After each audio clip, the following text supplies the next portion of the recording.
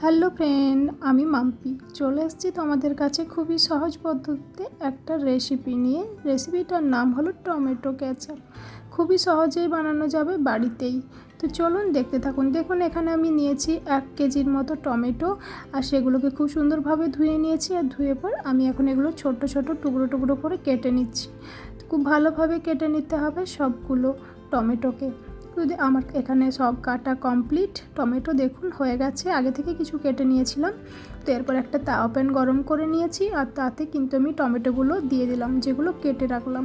এগুলো দেওয়া হয়ে গেল। এখানে আমি উপর থেকে পরিমাণ মতো একটুখানি নুন ছড়িয়ে দিচ্ছি, আর সেই নুনটা ছড়িয়ে দেওয়ার পর এটাকে ভালোভাবে মিশিয়ে নিতে হবে।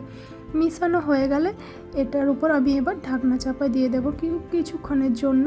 আর গ্যাসের ফ্লেমটা একদমই লো রাখবো। এখানে একদমই জল ব্যবহার করা যাবে না কিন্তু।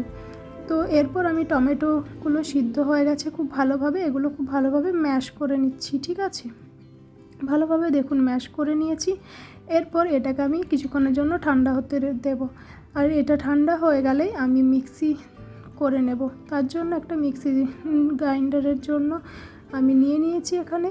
এরপর ভালোভাবে এটা পিউরি বানিয়ে নিতে হবে। ভালোভাবে পিউরি বানানো হয়ে গেলে আমি এখানে এটাকে এবার একটা ছাঁকনির সাহায্যে ছেঁকে নেব, যাতে টমেটোর বীজ বা ছালটা না আসে। আর আমি এখানে আবারও তাওয়া প্যানটা কিন্তু গরম করতে দিয়ে দিয়েছি একদম লো ফ্লেমে। তো ভালোভাবে দেখুন ডলে ডলে আমি বের করে নিয়েছি পিউরিটা ছাঁকনি থেকে।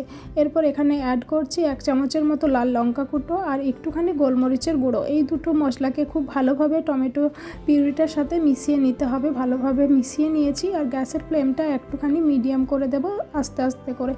তো এরপর আমি এখানে অ্যাড করছি একটুখানি চিনি 2-3 চামচের মতো। আর এটার চিনিটা এই কারণেই দেওয়া যাতে আমার টমেটোটা যেহেতু টক রয়েছে একটুখানি টেস্টটা ব্যালেন্স করবে সেই জন্য।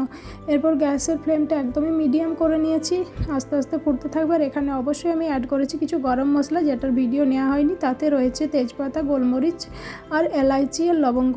আর এখানে দেখুন কত সুন্দরভাবে পিউরিটা হয়ে গেছে রেডি। তো সেই পর্যায়ে আমি একটু ভিনিগার অ্যাড করছি যাতে অনেক দিন স্টোর করে রাখতে পারি। আর ভিনিগারটা দেওয়ার পর 1 মিনিটের মতো, আবারটা দেওয়ার পর 1 মিনিটের জন্য জাল দিয়ে নিতে হবে। আর এটা একদমই জলটা টমেটো পিউরিটা থেকে শুকিয়ে গেলে একটুখানি দেখুন আমি তুলে দেখাচ্ছি, একদমই টমেটো পিউরিটাই আর জলের মতো নেই।